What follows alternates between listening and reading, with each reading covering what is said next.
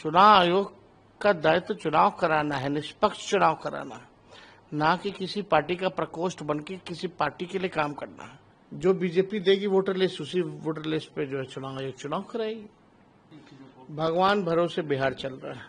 हमको लगता है कि जो धनखड़ जी के साथ हुआ वो बिहार चुनाव के बाद जो है माननीय मुख्यमंत्री नीतीश कुमार जी के साथ भी वही काम जो है होगा। जो महाराष्ट्र में हुआ शिंदे जी के साथ, वही काम जो है नीतीश कुमार जी के साथ होगा। देखिए, बड़ी आश्चर्य की बात है कि अचानक से मानसून सत्र के पहले दिन तो उन्होंने बहुत ठीक ठाक चलाया था और अचानक से रात में ये सूचना मिली कि उन्होंने इस्तीफा दे दिया है। अब दिया गया है कि लिया गया है, ये सवाल खड़ा होता है। अगर अचानक से स्वास्थ्य बिगड़ा है तो उसी समय इस्तीफा देने की तो बात हो नहीं सकती है। और पहले भी आप देखिएगा कि अगर स्वास्थ्य ठीक नहीं था तो सत्र पहले चालू होने से पहले भी वो दे सकते थे इस्तीफा। हालांकि ये चर्चाएं हैं और लोगों की जहन में भी है कि इस्तीफा जो है लिया गया। अब क्या कारण है क्या नहीं कारण है ये तो वही बेहतर बता सकते हैं, लेकिन हमने तो कल पूरा उनका देखा, वो तो स्वस्थ लग रहे थे और पूरा हाउस उन्होंने चलाया है। अगर ऐसी कोई बात आती तो वो सदन में भी रख सकते थे। अब सवाल ये उठ रहा है कि अब आज बिहार में सदन में असेंबली में बिहार के कई एमएलए ने कहा कि नीतीश जी को भी अब उपराष्ट्रपति बना दिया जाए। आपको लगता है कि वो बनने की स्थिति में? देखिए, मुख्यमंत्री जी अचेत अवस्था में हैं, उनकी सेहत को लेकर के खबरें भी आ रही हैं, लोग फिजिकल तौर पे देखते भी हैं। अगर धनखड़ जी इस्तीफा दे सकते हैं तो लोग अब ये सवाल खड़ा कर रहे हैं, तो बीजेपी जो है आखिर क्या मजबूरी है कि नीतीश कुमार जी को भी अगला मुख्यमंत्री का चेहरा जो है चुनाव तक ही, नेतृत्व तक ही बनाएंगे। हमको लगता है कि जो धनखड़ जी के साथ हुआ वो बिहार चुनाव के बाद जो है माननीय मुख्यमंत्री नीतीश कुमार जी के साथ भी वही काम जो है होगा। जो महाराष्ट्र में हुआ शिंदे जी के साथ, वही काम जो है नीतीश कुमार जी के साथ होगा, क्योंकि अमित शाह जी ने स्पष्ट कर दिया है कि चुनाव तक ही उनका नेतृत्व है। चुनाव के बाद समय बताएगा कि बिहार का मुख्यमंत्री कौन होगा। तो आप कहना चाहते हैं कि अगले धनखड़ बन जाएंगे नीतीश कुमार? ये बात तो सब लोग पहले से कह रहे हैं और हम नहीं कह रहे, अब तो अमित शाह जी ने कह दिया है। उनके आर्टिकल भी हम लोगों ने देखे हैं, उनके बयान को भी देखा है। उनका यही कहना है कि समय बताएगा कि कौन बिहार का मुख्यमंत्री होगा, अभी फिलहाल उनके नेतृत्व में रहेंगे। तो जब बीजेपी के लोगों ने ही, अमित शाह जी ने स्पष्ट कर दिया है, तो आजकल तो सब सेंट्रलाइज हो रखा है, दो लोग जो चाहते हैं वही होता है। आज सदन में आप लोग पहन के पहुंच रहे हैं, उसके पीछे क्या वजह है? देखिए, काले कुर्ते का मतलब ये है कि हम लोग जो है प्रोटेस्ट कर रहे हैं और लोकतंत्र की जननी बिहार है और वहीं से लोकतंत्र को खत्म करने का प्रयास कर रही है चुनाव आयोग बीजेपी के इशारे पे। लोगों का अधिकार ही नहीं छीन रही है वोट का, बल्कि अस्तित्व को ही मिटाने में लगी हुई है। और हम लोग बिहार विधानसभा, क्योंकि बिहार का लोकतंत्र का मंदिर सबसे बड़ा है, वहाँ हम चाहते हैं कि इस इशू पे, एसआईआर के इशू पे चर्चा हो, लेकिन सरकार के लोग जो हैं भाग रहे हैं। आखिर क्या कारण है कि सरकार के लोग जो है एसआईआर पे चर्चा करने से भाग रहे हैं? सुप्रीम कोर्ट ने भी फटकार लगाई, इलेक्शन कमीशन को सलाह दिया, लेकिन इलेक्शन कमीशन अब तक जो है प्रेस कॉन्फ्रेंस उनके कमिश्नर्स अब तक जो है नहीं किए हैं। आखिर क्या कारण है? डर किस बात का है? छुप के क्यों आप ये काम कर रहे हैं? खोल के अगर कहीं कंफ्यूजन है, कहीं सवाल पूछे जा रहे हैं, तो आपको सामने आकर के इसका जवाब देना चाहिए। लोगों में असमंजस की स्थिति है। आज वोटर लिस्ट से नाम कटा, यानी पेंशन कार्ड दोगे, फिर राशन कार्ड दोगे, फिर जितने सरकारी स्कीमों का लाभ जो गरीबों वंचितों को जो मिल रहा है वो भी नहीं मिलेगा फिर। और चुनाव आयोग कौन होता है तय करने वाला कि इस देश का नागरिक कौन होगा नहीं होगा? उनका काम है प्रॉपर न्यायपूर्ण जो है चुनाव कराना, वोटर जोड़ने का काम उनको करना है। अगर कोई संदेह है, कोई आपत्ति थी, तो फरवरी में आपने नया लिस्ट क्यों जारी किया? और इसी वोटर लिस्ट से कई बार जो है चुनाव रखा है। 3 बार नरेंद्र मोदी जी प्रधानमंत्री बने इसी वोटर से, तो उनका कहने का मतलब क्या है, फर्जी वोटरों से बने हैं। तो ये कौन इस देश का नागरिक है कौन नहीं है, ये तो गृह मंत्रालय तय करेगा। चुनाव आयोग का दायित्व चुनाव कराना है, निष्पक्ष चुनाव कराना है, ना कि किसी पार्टी का प्रकोष्ठ बन के किसी पार्टी के लिए काम करना है। तो इस पे हम लोग चाहते हैं कि चर्चा हो, और पार्लियामेंट हो या विधानसभा हो, लगातार जो है चाहे सांसद हो विधायक हो सब लोग सवाल उठा रहे हैं। और हम लोग क्यों नहीं उठाएंगे सवाल? जो वोटर्स हैं, जो गरीब हैं, उन्हीं के वोट से चुन करके हम लोग आते हैं। अगर उनके अधिकार को आप छीनिएगा तो हम लोग कैसे चुप बैठ सकते हैं? तो एकदम इस पे चर्चा होनी चाहिए, गंभीर चर्चा होनी चाहिए। बड़ा ड्राइव चल रहा है, 8 करोड़ मतदाताओं का सवाल है। किसी एक वोटर का भी अगर कटता है तो ये अपराध है, और कानूनी संविधान में है कि भाई 18 साल के होने पर आप वोटर रहे देश के, आप ये नहीं छीन सकते।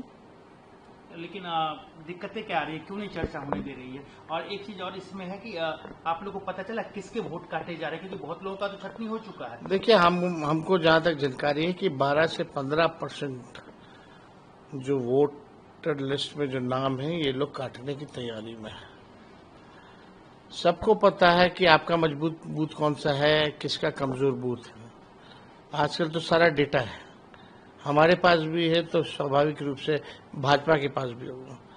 तो अगर 10 वोट भी एक बूथ से काटा जाएगा तो पूरे एक विधानसभा में 3200 वोट होते हैं।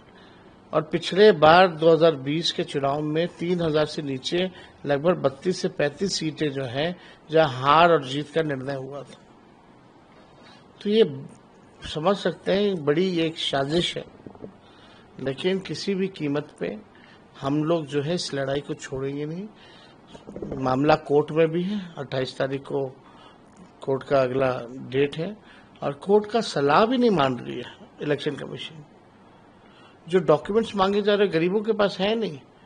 आपने कई एक वीडियो देखे हुए, कई एक जो निष्पक्ष जर्नलिस्ट है प्रूफ के साथ, बीएलओ जो है खुद ही अंगूठा मार रहे हैं, खुद ही साइन करके अपलोड कर, लोगों को पता ही नहीं। आप लोगों ने ये सवाल उठाया कि जो आदमी, जो मजदूरी है, जो लोग बिहार से बाहर रहते हैं, हमेशा आप तो कई प्रेस कॉन्फ्रेंस में, या हमने चुनाव आयोग को कई बार चिट्ठी भी लिखा, ये चुनाव आयोग हमारी टीमें भी गई, हम भी गए बिहार में, कोई जवाब नहीं है इनके पास। 4.5 करोड़ बिहार के लोग जो है तकरीबन जो है बाहर रहते हैं, बड़ी संख्या है।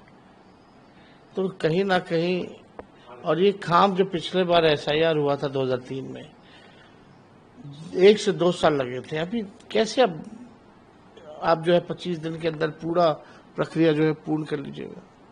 हम लोग भी जाति आधारित गणना कराए थे तो 9 से 10 महीने लगे थे, उसमें कोई डॉक्यूमेंट की जरूरत नहीं थी। कहीं जगह तो लोग गए ही नहीं है। कितना बड़ा फर्जीवाड़ा चल रहा है केवल टारगेट पूरा करने के लिए, बहुत ही शर्मनाक बात है ये। तो चुनाव में इसी से जीत और हार लिपापोती कर रही है, ये आई वॉश है। अब तो ऐसा लग रहा है ये आई वॉश है, जो बीजेपी देगी वोटर लिस्ट, उसी वोटर लिस्ट पे जो है चुनाव आयोग चुनाव कराएगी। एक और सवाल, बिहार में जिस तरीके से कानून व्यवस्था की हाल है, रोज आए दिन 4-5 मर्डर हो रहे हैं, आज भी हुए हैं, तो कैसे देख रहे हैं इन चीजों को? भगवान भरोसे बिहार चल रहा है। अब सरकार और पुलिस ने पल्ला झाड़ रहा है कि हम आपकी सुरक्षा की जिम्मेवारी नहीं ले सकते। कई पुलिस अधिकारियों ने भी ये बयान बेतुका दिए हैं, कई सरकार में बैठे लोग जो है बेतुका बयान देते हैं। लगातार अपराध हो रहा है, गोलियां चल रही हैं, कहीं सुनवाई नहीं, कहीं कार्रवाई नहीं, हाहाकार मचा है, लोग डरे और सहमे हैं बिहार के लोग।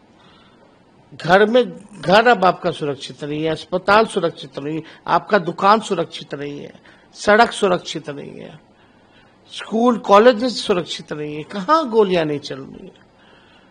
मेरे घर के बाहर अगर गोलियां चल रही है, जो आप समझ जाइए कि जो सबसे बिहार में सुरक्षित जगह है, अब तक अपराधी नहीं पकड़ा गया, तो आप समझ सकते हैं कि क्या स्थिति है बिहार की।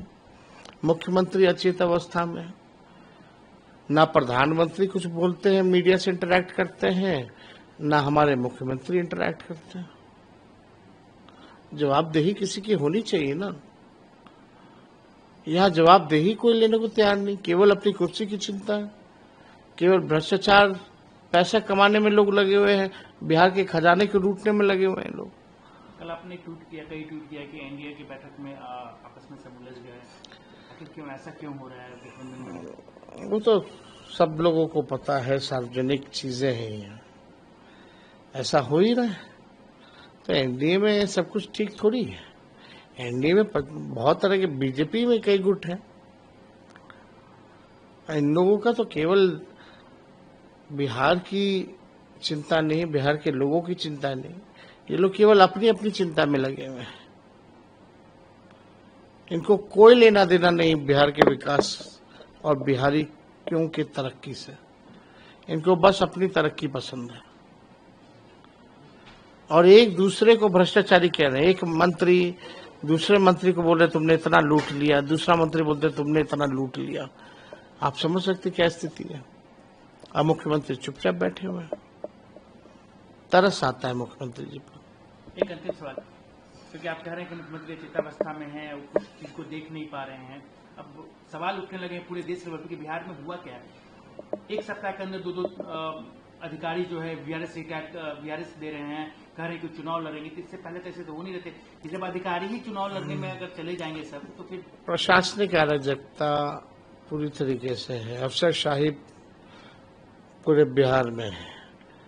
वही भूंजा पार्टी वाले चंद रिटायर्ड अधिकारी जो लोग हैं वही सरकार चला रहे हैं।